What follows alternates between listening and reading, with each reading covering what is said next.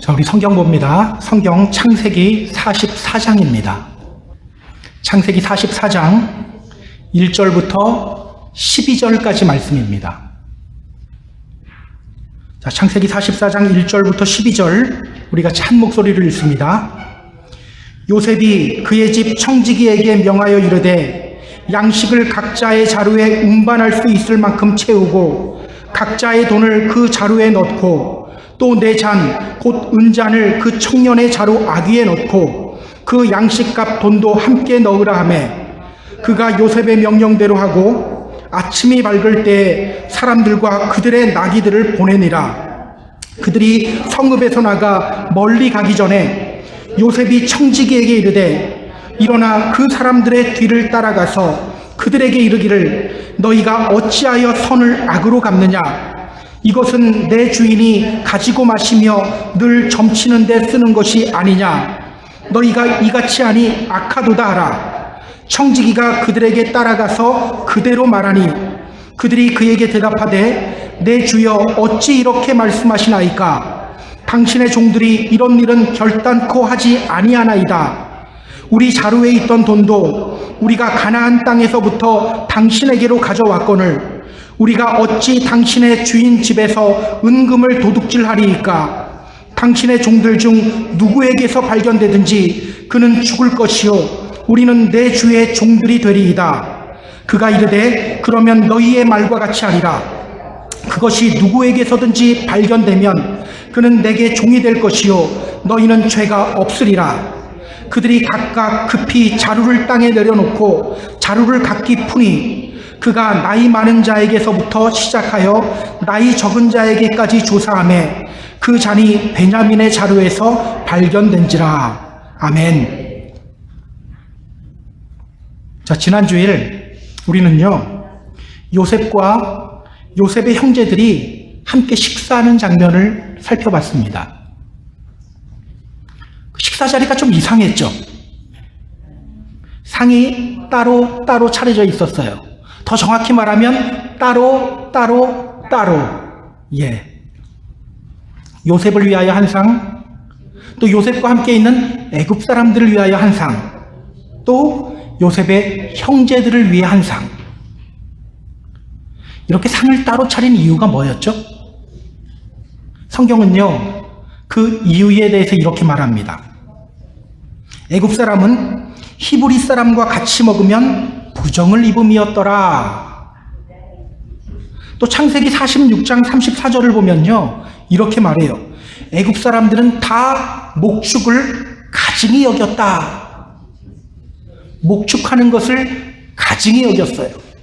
자, 가증히 여기다. 토에바라는 단어인데요. 아주 쉬워요. 토 나온다는 단어예요.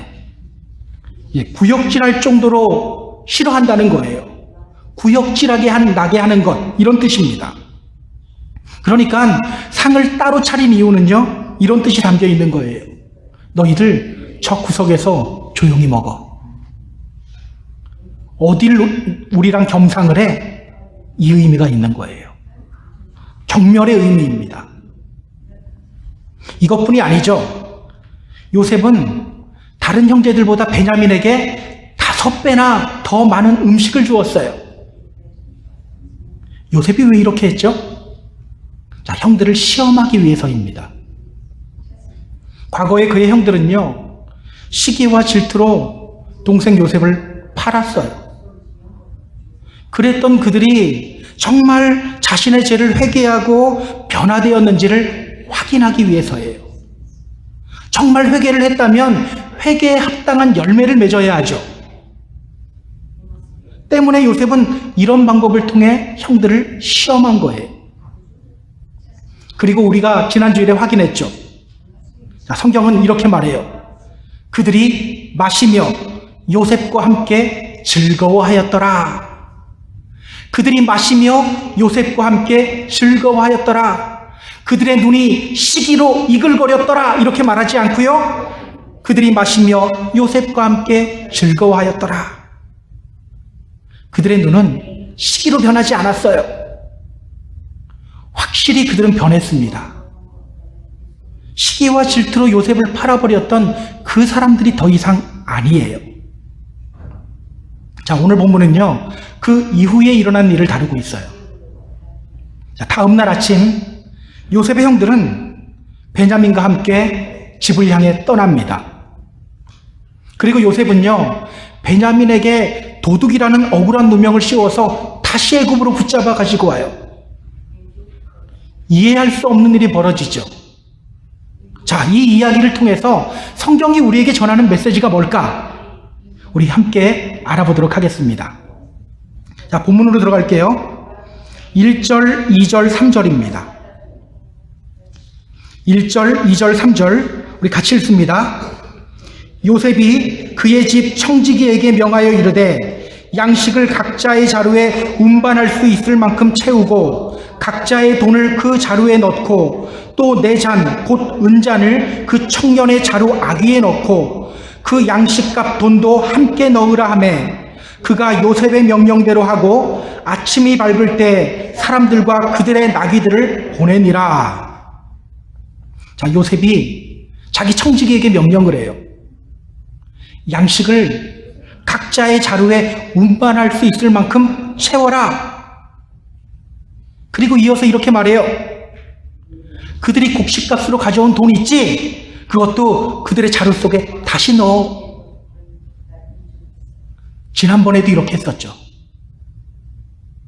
요셉은 그들의 곡식 자루 속에 그들이 가지고 온 돈을 다시 넣으라고 해요. 지난번과 똑같아요. 뭔가 계획이 있는 것 같죠? 자, 요셉은 이어서 이렇게 명령합니다. 그 청년의 자루에는 돈과 함께 내 은잔도 넣어라. 그 청년의 자루에는 돈도 넣고 나의 은잔도 넣어라. 여기서 그 청년은 누구를 가리키죠? 베냐민을 가리켜요. 요셉은 베냐민의 곡식 자루에는 곡식값뿐만 아니라 자신의 은잔도 함께 넣으라고 명령을 합니다. 청지기는요, 요셉의 명령대로 하고 다음날 아침 요셉의 형제들을 집으로 돌려보내요. 자, 그럼 우리 4절, 5절, 6절을 볼까요? 자, 4절, 5절, 6절 같이 읽습니다.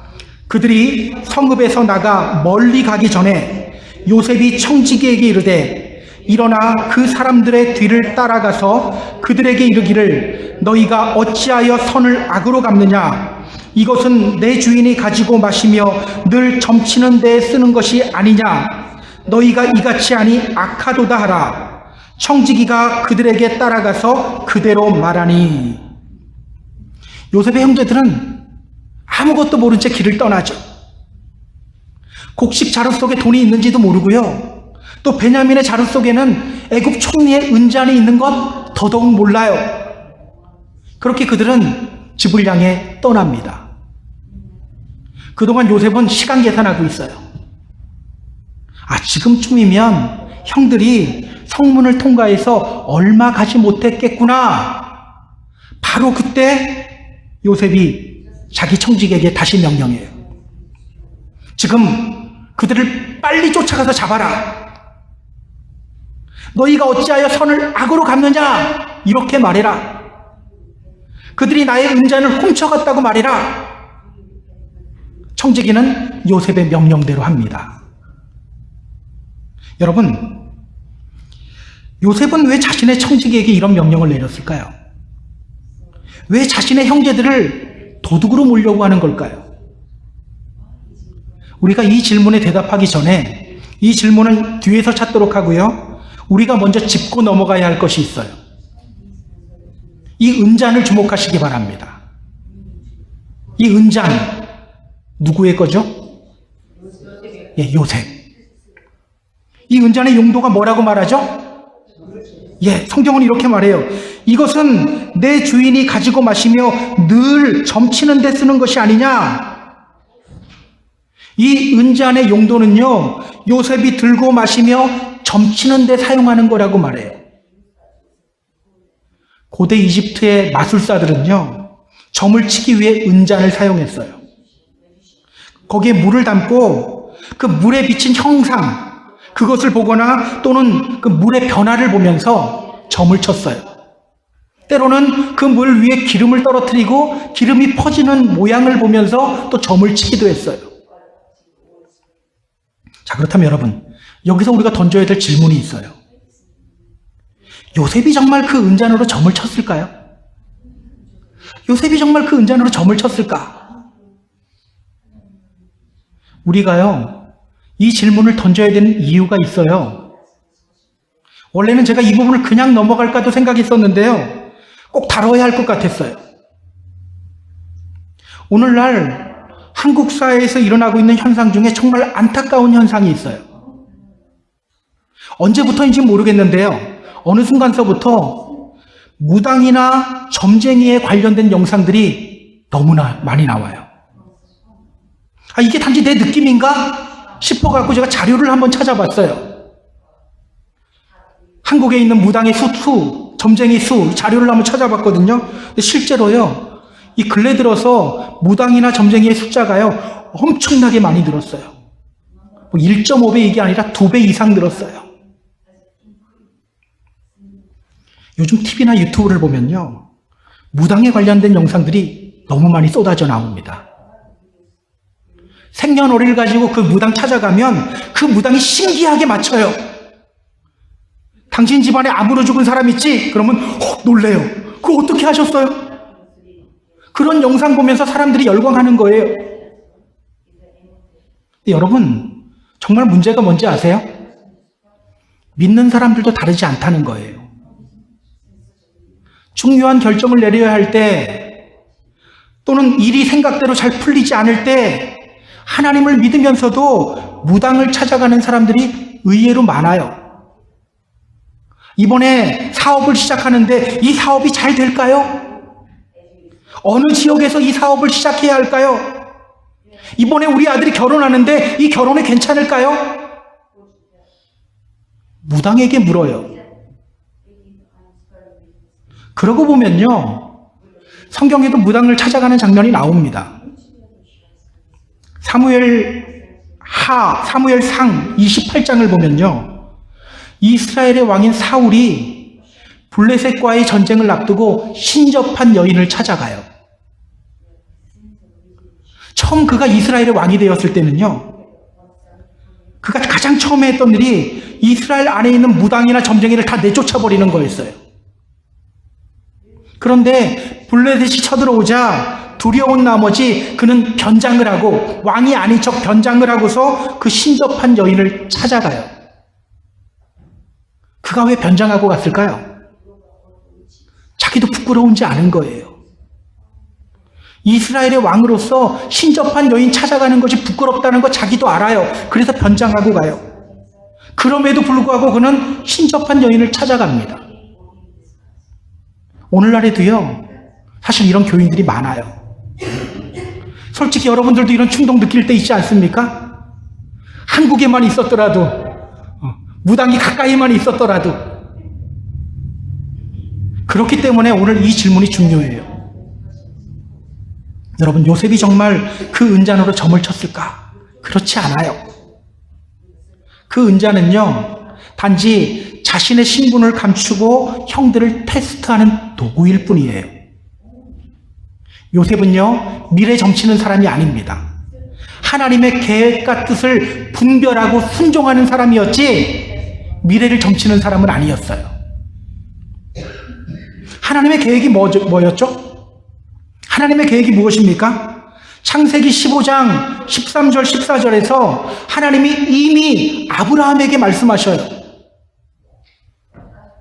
너는 반드시 알라. 너의 자손이 이방에서 객이 되어서 그들을 섬기겠고 그들은 400년 동안 너의 자손들을 괴롭힐 것이다. 그들이 섬기는 나라를 내가 징벌할 것이며 그 후에 너의 자손들이 큰 재물을 이끌고 나올 것이다. 이것이 바로 하나님의 계획이에요. 하나님은요, 당신의 백성들을 애굽으로 오게 한 뒤에 이곳 애굽에서 큰 민족을 이루게 하고 그 후에 그들을 가나안 땅으로 이끄시려고 하는 계획을 가지고 있어요. 요셉은요, 이걸 깨달았던 사람이에요. 창세기 45장 7절, 아마 다음 주에 우리가 볼 것 같은데요.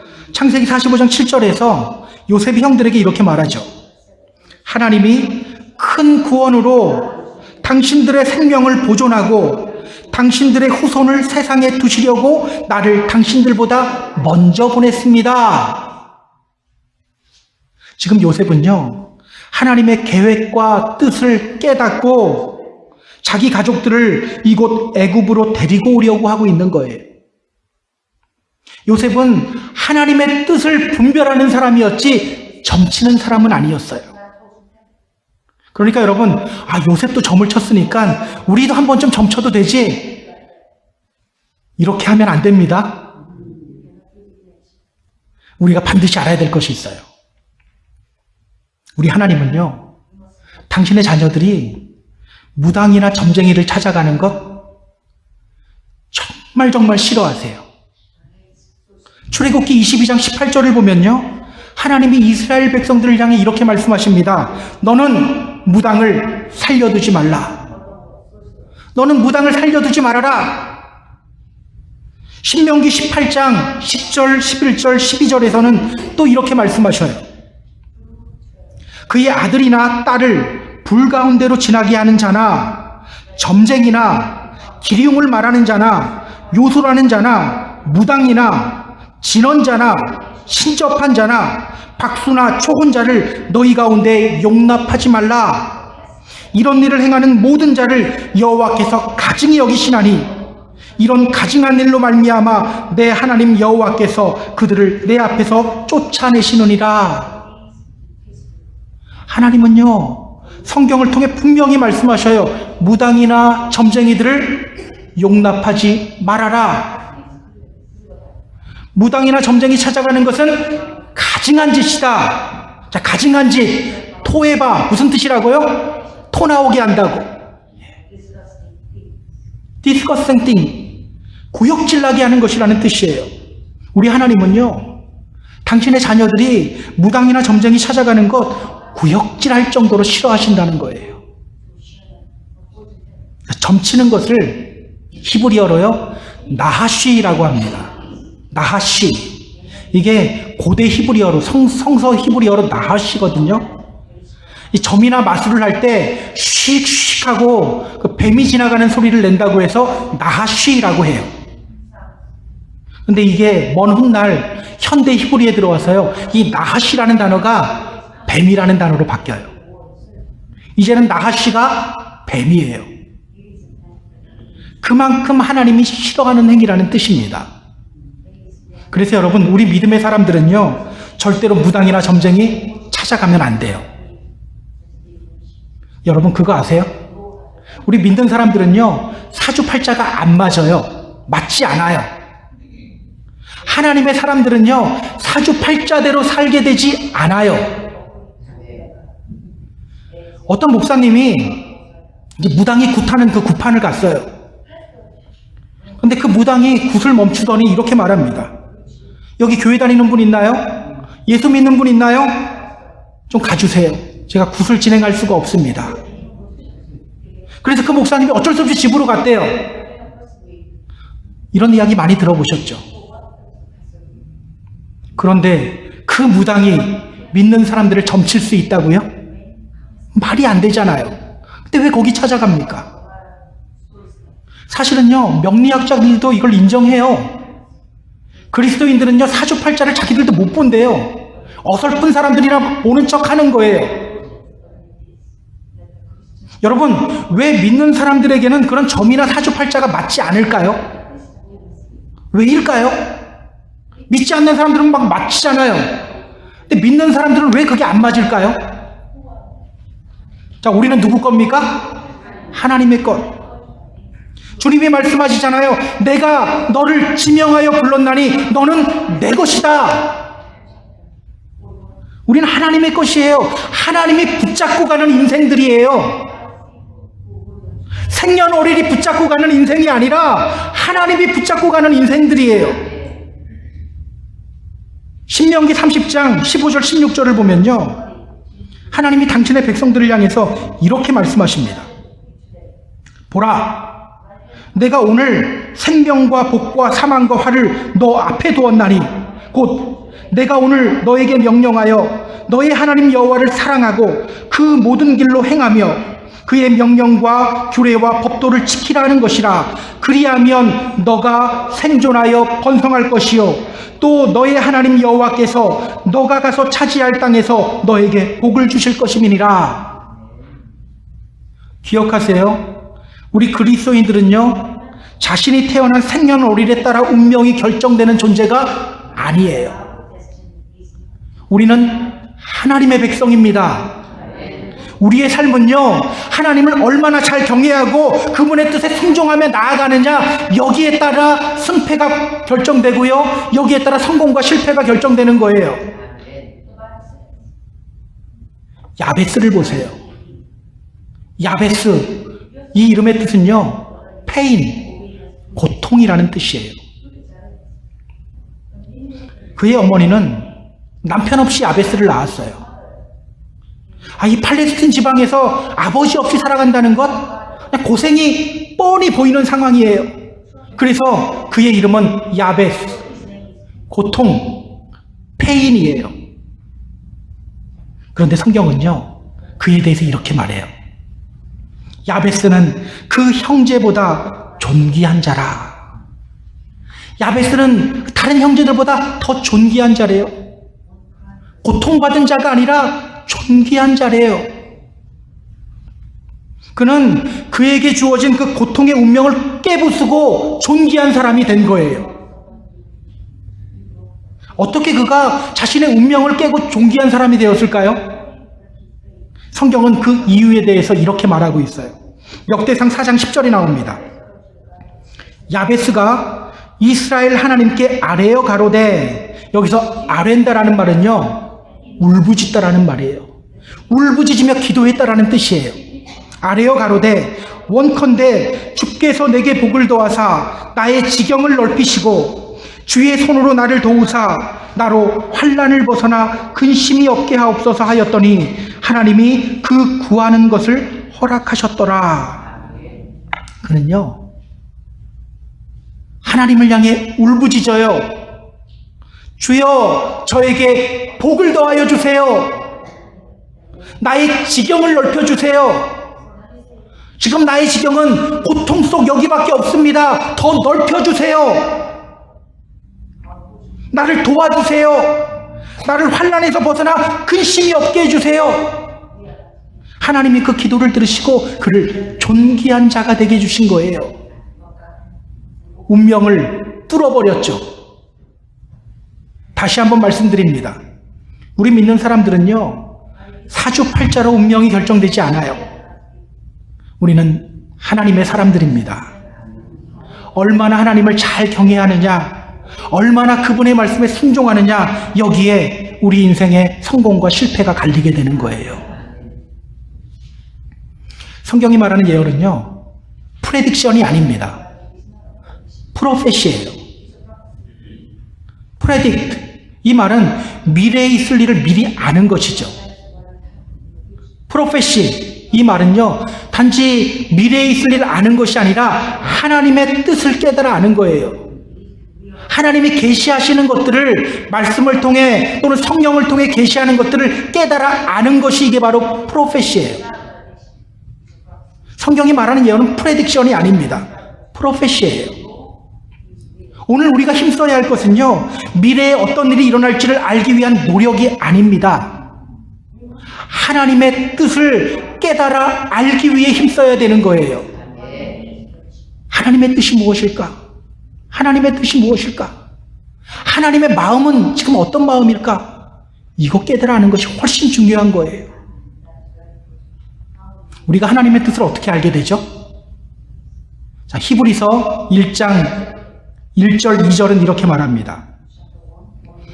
옛적에 선지자들로부터 여러 부문과 여러 모양으로 우리 조상들에게 말씀하신 하나님이 이 모든 날 마지막에 아들로 우리에게 말씀하셨으니 이 아들을 만유의 후사로 세우시고 또 저로 말미암아 모든 세계를 지으셨느니라. 예전에 하나님은요, 다양한 방법으로 말씀하셨죠. 요셉에게는 꿈을 통하여 말씀하셨잖아요. 왜? 이때는 아직 성경이 없잖아요. 다양한 방법으로 말씀하셨어요. 자, 그런데 오늘 누구를 통해 말씀하신다고 하죠?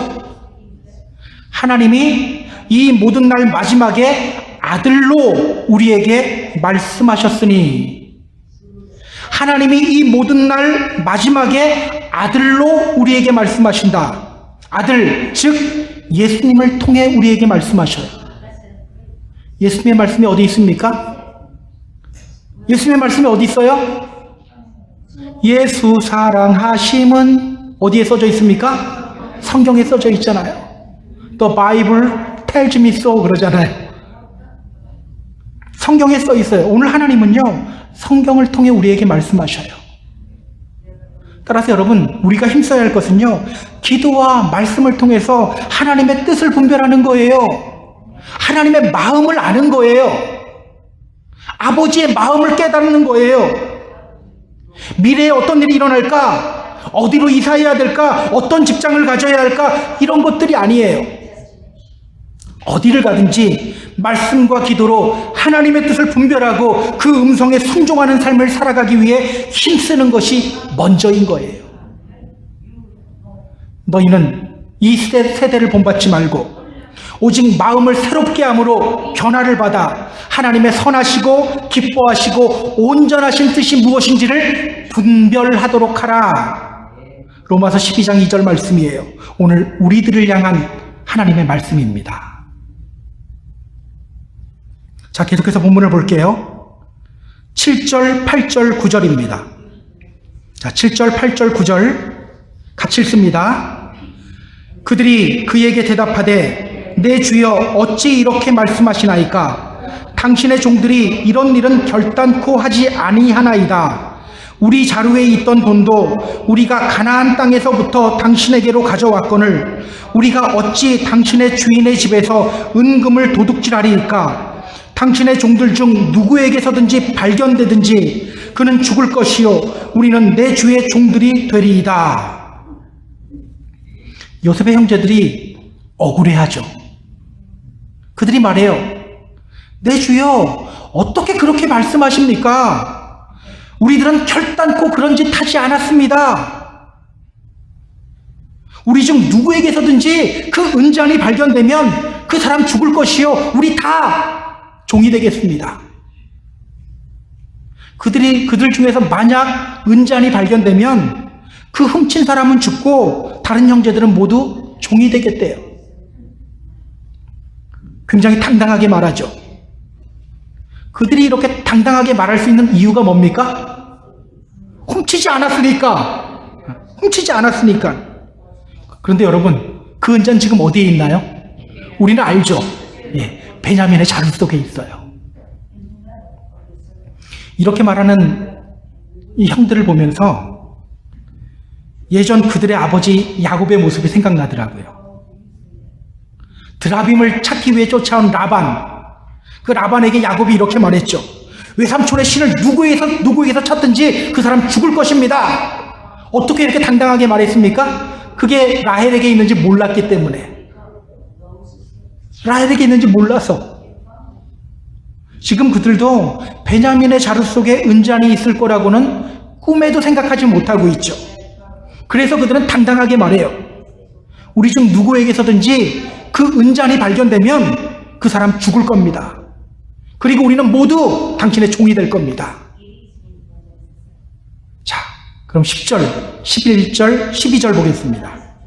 자, 10절, 11절, 12절 같이 읽습니다. 그가 이르되 그러면 너희의 말과 같이 하리라. 그것이 누구에게서든지 발견되면 그는 내게 종이 될 것이요 너희는 죄가 없으리라. 그들이 각각 급히 자루를 땅에 내려놓고 자루를 각기 푸니 그가 나이 많은 자에게서부터 시작하여 나이 적은 자에게까지 조사하매 그 잔이 베냐민의 자루에서 발견된지라. 자, 그 말을 듣고 청지기가 이렇게 말해요. 그것이 누구에게서든지 발견되면 그 사람은 종이 될 것이요 다른 사람은 죄가 없다. 그 은잔이 발견되면 그 사람만 종이 되면 된다고 말해요. 모든 사람이 다 종이 될 필요는 없다고 말합니다. 왜 이렇게 말했을까요? 지금 타겟이 누구입니까? 베냐민이에요. 베냐민만 잡으면 돼요. 지금 베냐민의 자루 속에 은잔이 있고요. 베냐민만 잡으면 되기 때문이에요. 자, 그 말을 듣고 그들이 자신 있게 양식 자루를 땅에 탁 내려놓고 자신의 곡식 자루를 풀어요. 아마 이때 이상했을 거예요. 곡식 자루 속에 위에 뭐가 있어요? 돈이 있잖아요. 기분이 쎄했을 거예요. 요셉의 청지기가 첫째 아들서부터 시작해서 모든 곡식 자루들을 다 살펴요. 하나하나 살핍니다. 그리고 결국 막내 베냐민의 곡식 자루에서 그 은잔이 발견됩니다.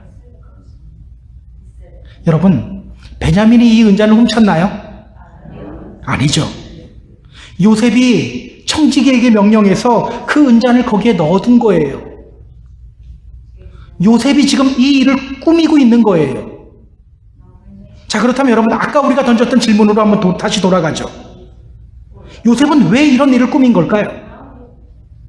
왜 베냐민에게 도둑누명을 씌우는 걸까요?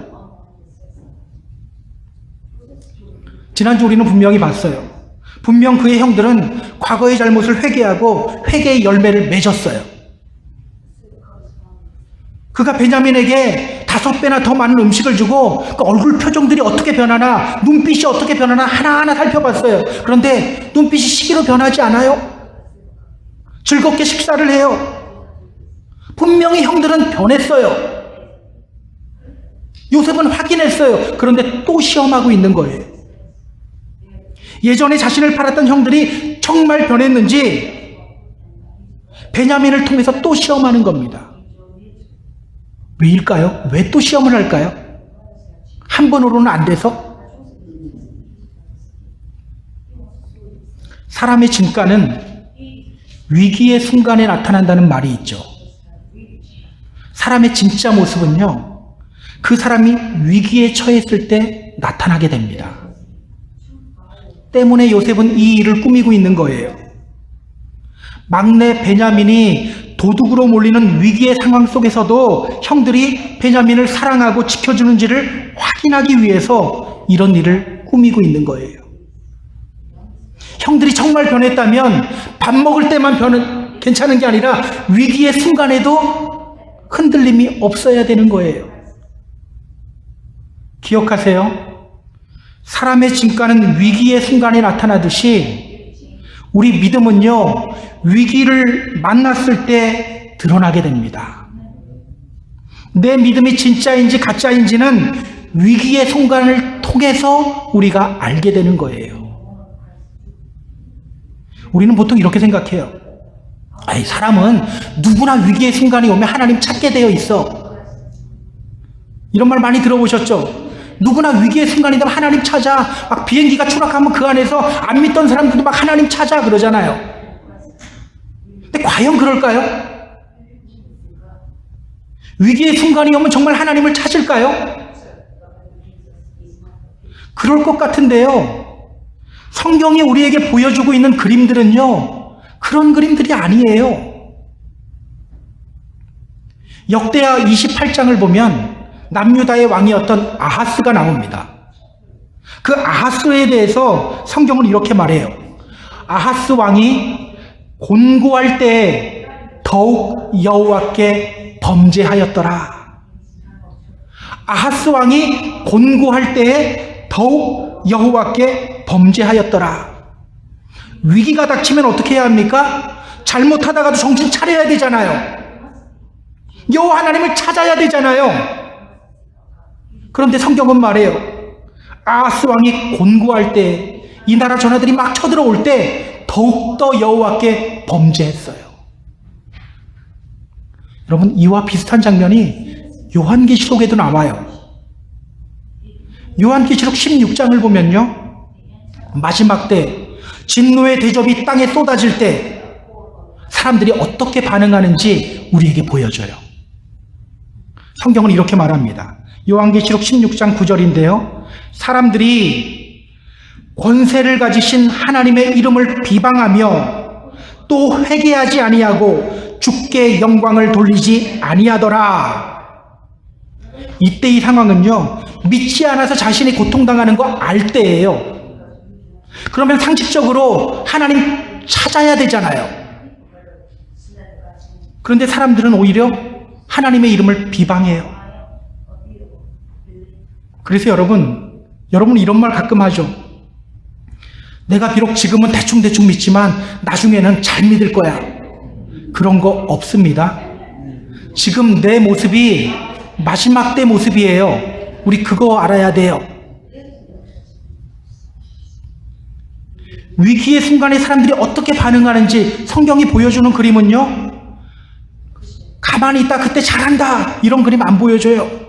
위기의 순간에 오히려 하나님 버리는 모습들을 더 많이 보여줘요. 이것이 바로 성경이 우리에게 보여주는 그림이에요. 오늘 여러분은 어떻습니까? 위기의 순간에 하나님을 찾는 믿음의 성도인가요? 고난의 순간에 오히려 하나님을 찾고 있습니까? 상처받았을 때 오히려 하나님 찾고 있나요? 목회를 하면서 가장 안타까운 때가 있어요. 이런 분들이 있습니다. 보통 때는요, 주여 주여 할렐루야 할렐루야 하면서 살아가요. 주님을 위해 이미 순교할 각오가 되어 있는 것처럼 살아가요. 그러나 위기가 찾아올 때, 고난이 찾아올 때 언제 그랬냐는 듯이 주저앉아서 하나님을 원망하고 하나님을 비방하는 경우가 많아요. 또는 원망하고 비방하지는 않더라도 한 걸음 뒤로 물러서서 그냥 신앙생활하는 경우가 너무나도 많아요. 정말 안타까워요. 저는 우리가 위기의 순간, 고난의 순간에 더욱더 하나님을 찾는 진짜 믿음의 성도님들이 되었으면 좋겠어요. 위기의 순간에 더 빛나는 믿음을 소유하시는 저와 여러분이 되었으면 좋겠습니다. 시편 35편은요, 다윗의 시예요. 시편 35편을 가만히 읽어보면 당시 다윗은 매우 심각한 위기 속에 직면한 것을 우리가 알게 됩니다. 그는요, 자신의 상황에 대해서 이렇게 말해요. 잘 들어보세요. 그들이 까닭없이 나를 잡으려고 그들의 그물을 웅덩이에 숨기며 까닭없이 내 생명을 해하려고 함정을 팠습니다. 엄청난 위기죠. 그런데요, 그는 그 위기의 순간에 하나님을 비방하지 않아요. 하나님을 찾아요. 내 영혼이 여호와를 즐거워하며 그의 구원을 기뻐하리로다. 나의 혀가 주의 의를 말하며 종일토록 주를 찬송하리로다. 놀랍지 않습니까? 기억하세요. 진짜 믿음의 성도는 위기의 순간, 고난의 순간에 오히려 겸손해져요. 위기의 순간, 고난의 순간에 겸손해져서 오히려 하나님을 찾아요. 그 과정을 통해서 그 믿음이 더욱더 견고해지는 거예요. 욥이 이렇게 고백하잖아요. 그가 나를 단련하신 후에 내가 순금같이 되어 나오리이다. 엄청난 고난을 겪으면서도 그는 믿음 버리지 않았어요. 그리고 나중에 이렇게 고백하게 되는 거예요. 그가 나를 단련하신 후에는 내가 순금처럼 되어 나올 것입니다. 그리고 끝내는 이렇게 고백해요. 내가 주께 대하여 귀로만 들었는데 이제는 눈으로 주를 봅니다.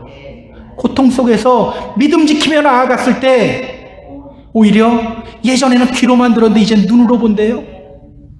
하나님을 더욱더 깊이 깨닫게 되었다는 고백이에요. 저는 오늘 우리들에게도 이런 믿음의 고백이 있었으면 좋겠어요. 주님의 이름으로 부탁드립니다. 위기의 순간, 시험의 순간에 뒷걸음질 치지 마세요. 오히려 믿음의 걸음을 힘차게 걸어 나아가시기 바랍니다. 여러분의 믿음을 빛내시기 바랍니다. 자, 이 형들이 이 위기 속에서 어떻게 반응하는지는 to be continued. 다음 주일에 우리가 계속해서 보도록 하겠습니다. 자, 이제 말씀을 정리할게요. 우리는요, 하나님의 것이에요. 하나님이 붙잡고 가시는 하나님의 자녀들이에요. 생년월일에 따라 우리 운명이 좌우되는 것이 아니라 하나님이 우리를 붙잡고 계셔요. 무당이나 점쟁이에게 여러분의 인생 맡기지 마세요. 너희는 이 세대를 본받지 말고 오직 마음을 새롭게 하여 변화를 받아 하나님의 선하시고 기뻐하시고 온전하신 뜻이 무엇인지 분별하도록 하라. 말씀과 기도를 통해 하나님의 뜻이 무엇인지를 분별하시기 바랍니다. 또 우리의 믿음은요, 위기의 순간에 드러납니다. 혹시 오늘 위기의 순간을 맞고 있는 분 있나요? 고난의 길을 걷고 있는 분 있습니까? 지금이 기회예요. 더욱더 하나님을 찾으며 하나님을 의지할 수 있는 기회입니다. 우리의 믿음을 더욱더 반짝반짝 빛날 수 있는 기회로 만드시기 바랍니다. 우리도 욥과 같이 이렇게 고백하게 될 거예요. 주님이 나를 발견하신 이후에 내가 순금처럼 나아갈 겁니다. 내가 고난받기 전에는, 위기를 당하기 전에는 주님에 대해서 귀로만 들었는데 이제는 내가 눈으로 주를 봅니다. 이런 멋진 고백의 주인공이 되는 저와 여러분이 되기를 주님의 이름으로 소망합니다. 그렇게 이 믿음의 길 끝까지 힘차게 달려나가시는 저와 여러분 다 되기를 주님의 이름으로 축복합니다. 축복합니다.